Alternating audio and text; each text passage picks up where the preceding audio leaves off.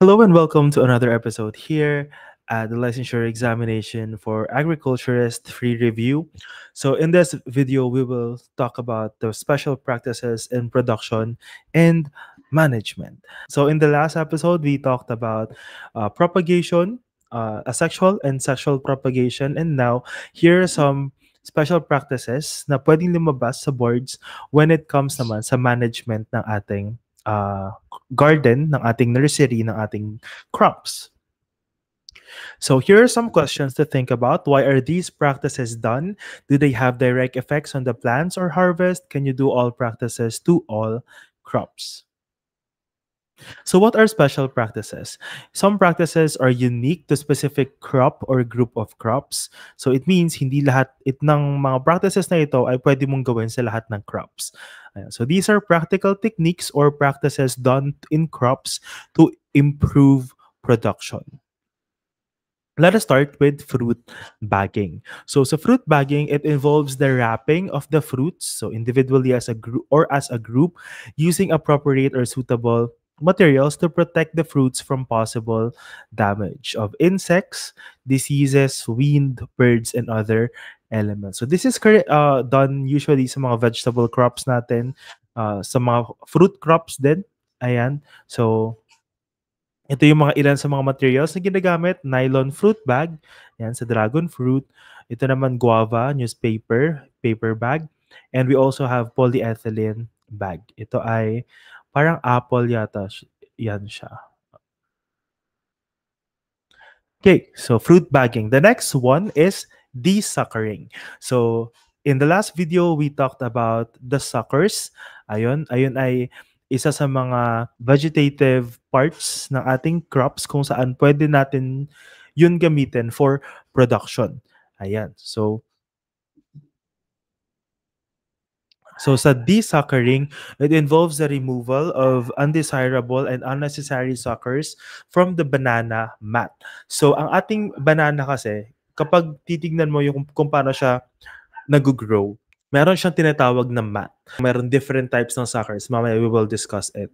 So suckers are removed from the mother either by cutting the sucker at ground level or destroying the heart of the suckers without detaching the sucker from the plant. So ito nandito, ayan, ito yung cutting the sucker at ground level. So hanggang even yung corm, tinatanggal natin siya, yung pinakababa niya. Then ito, pwede mo siyang itanim ulit. Ayun. Or yung destroying the heart naman, meron kasi tayo tinatawag na parang hanggang meron yun, magre-reproduce pa rin or tutubo pa rin yung ating sucker. So ayun yung tinatawag na heart. Ayan. So bakit? So desuckering allow better growth of remaining suckers, ayan, to regulate the volume and schedule of production and to avoid competition. Ayan. So in banana, 3 to 4 suckers lang pala of varying ages are retained. So minsan kasi dumadami yan ng sobrang dami talaga. So kailangan mo tanggalin yung iba, either ayun nga, tatanggalin mo hanggang pinakababa na kasama yung corm niya, or ano lang, cut mo lang using a bolo, tapos tatanggalin mo yung heart niya. Ayun. So here are some of the suckers. Ayan. Ang Tagalog pala ng sucker ay suhi. Ayun. So ito yung tinatawag nating gouging bar. Ayan. So ito yung ginagamit para tanggalin yung heart ng ating mga suckers. Ayan. So ito naman, ito yung mga kinut up to ground level. So here are the types of suckers. So we have the sword suckers. Ayan. So sila yung mga pointed yung kanilang leaves and yung stem mismo, and meron silang large corms. So those are yung sword suckers, ayun yung ating pwedeng itanim ulit sa ibang lugar, ganyan. So that can be used for production. Yung maiden sucker, parang siya yung susunod na pinakamalaki doon sa isang mat. Ayan. So, kung merong parang mother, tas may maiden, siya yung susunod na mother. Kumbaga, we have the water sucker or yung umbrella. Ang mapapansin dyan ay sobrang lalaki ng leaves nila, tas manipis yung stem nila, tas small yung corms. So, ayan yung karaniwang tinatanggal na suckers. Kasi una, sobrang laki ng leaf nila. So, agaw sa space, possible na hindi tumubo yung mga iba, ganun. Tapos manipis kasi yung stem nila. So, in terms of sturdiness, hindi siya makakapag-support ng further growth. Kaya ang karaniwan talagang ginagamit for production is yung sword suckers natin. Nililipat sila sa ibang lugar, tapos para itanim ulit. Yan. So, which type of sucker is most controlled? The answer to that is yung ating water suckers kasi competition siya. From the term itself, competition siya sa water kasi kung babalikan natin, sobrang laki ng mga dahon niya. And the larger the leaf area, the larger the demand for water and also yung competition din sa light, ganyan. So, we need to remove the water sucker. So, should we include the banana corm and the roots when desuckering and why? So, the answer here is yes, para wala talagang matitira doong kasi pwede pa siyang lumaki. Ayun. Ayun na rin yung sagot dun sa why is the heart of the sucker removed.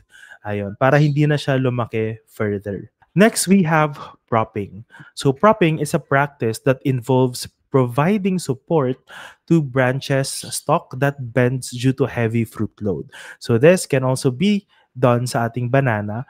So karaniwan ng ginagamit in the field ay yung ating bamboo na prop material. So done in banana stalk with maturing fruits to prevent it from toppling over due to the heavy load of fruits and from strong winds. So it can also be done in mangoes, durian, suha, rambutan, santol. So here are some of the illustrations ng propping. So the keyword kapag propping ay support. Ayan. So in bananas, the common propping material is made of two bamboo poles tied near the ends with rope or wire. Ayan, seesaw-like appearance. So papaganon siya. And the neck of the banana is rested within the V intersection. Ayan. Okay, the next one is ratooning. So ratooning is a method that leaves the lower parts of the plant along with the root uncut at the time of harvesting to give rise to new shoots. Ang meaning lang niyan, iiwanan mo lang yung baba. So, ika-cut mo lang siya para tumubo yung bago dyan sa taas. So, ang isa sa advantage niyan, develop na yung root system niya. So, possible na mas madali na lang na makapag-transport ng ating mga sugars, ganyan, or nutrients from the soil. Ang another advantage pa niya ay hindi ka na magla-land preparation ulit. Ganon. Kasi again, kung kunwari magla-land prep ka ulit, so another gastos na naman yon on the farmer's end. So ito, ganyan na. Pero ang isa sa disadvantage niya ay nagdi-decrease yung yield ng ratoon crop each cycle. Ayun. Ayan. So, ratooning is known to give a steady yield for 3 years under the most conditions. Yung ginagawa sa sugarcane, sorghum, pigeon pea, and rice. Ayan. So, rice can be grown as a ratoon pero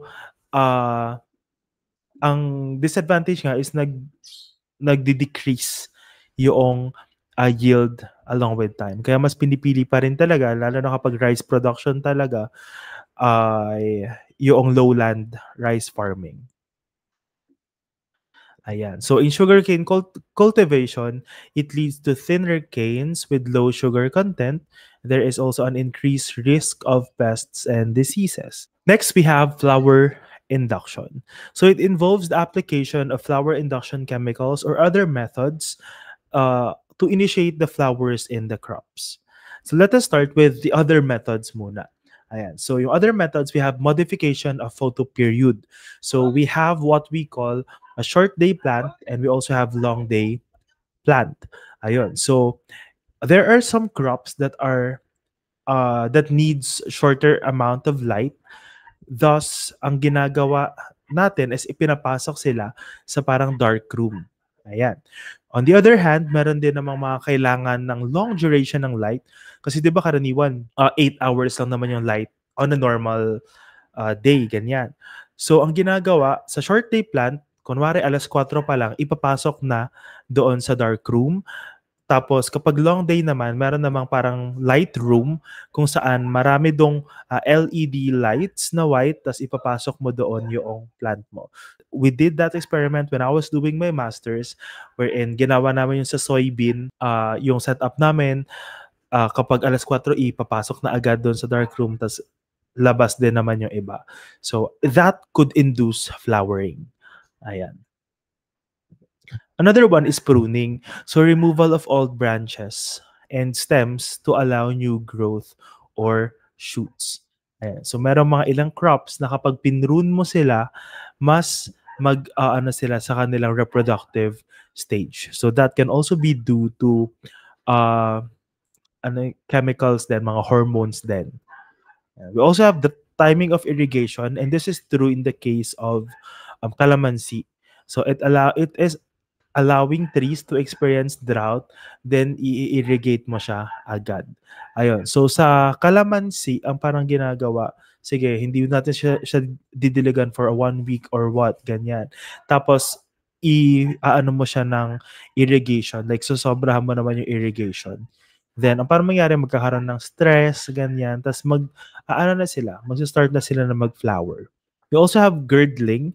So it means the wounding the base of the tree, ayan, with the use of wire or a knife. So ang parang ganap naman dito, 'di ba we talked about translocation. So dito, since pinutol mo yung connection na 'yan, ang mangyayari, mafo-focus yung nutrients niya doon sa nasa taas. So instead of still supplying or translocating resources from the leaves papunta sa roots sa baba, mas makakapag-focus yung plants on the upper part of the tree, which includes the flowers, the leaves, ganyan. So doon na pupunta yung resources that could end sa ating flowering. Then, ayan, flower induction can also be done using chemicals. So in mango, we are using 1 to 2% KNO3 or potassium nitrate. Ayan. In pineapple, pwede rin 240 ppm na etifon or ethyl plus 1% urea solution plus calcium carbide. Ayan. Ayan yung mga karaniwan na ginagamit na chemicals for flower induction. Ayan. So in the case of mango, ano nga ba yung mga requirements para mas maganda or para malaman natin kung ready na i-induce yung flower doon sa crop na yon? So we have the dark coloration of leaves. Ibig sabihin, mature na siya. Then kapag kinrumple mo siya, crunchy yung leaves niya, then we also need to look for a bulky terminal buds. Ayan. So dapat yung buds niya medyo ano ng ganon, nakaumbok na siyang ganon. So that means the flower is ready for induction. So diyan na magsispray ng KNO3. Then after 1 week, ganon, 1 to 2 weeks, meron na yung flower. So this is the reason kung bakit meron ng mango sa Philippines all throughout the year. It's because pwede na palang gumamit ng chemicals to induce flowering and also, of course, fruiting sa mango. Yan. So sa flower induction naman ng pineapple, kailangan meron kang 36 functional na leaves, or kapag 10 to 12 months na yung age ng pineapple crop, pwede mo na siyang sprayan or lagyan ng etifon. Okay. So the next practice that we will discuss is thinning. So thinning is the removal of some flowers or fruits to allow the remaining ones to increase in size. So again, ang pinaka-rational dito is para mas makapag-focus yung plant sa pag-grow nung gusto nating i-grow na crop. Kunwari, dito sa setup na nasa baba. Of course, if you really want this para mag-grow, ithin mo na siya, tatanggalin mo yung mga mas maliliit. Ayun. So this practice is done in crops where the size is an important quality factor. So durian, langka, ganun. So ayan, ginagawa rin siya sa atis, melon, grapes, watermelon, and even in our ornamental crops such as rose and chrysanthemum. So kapag kunwari meron pang rising na buds dito, so pwede mong tanggalin na yan para mas makapag-focus yung crops in growing the larger na mga crops na meron doon. Kasi that could be a competition pa. Yeah. And I think this is the last practice under this video na i-discuss natin. We have trellising.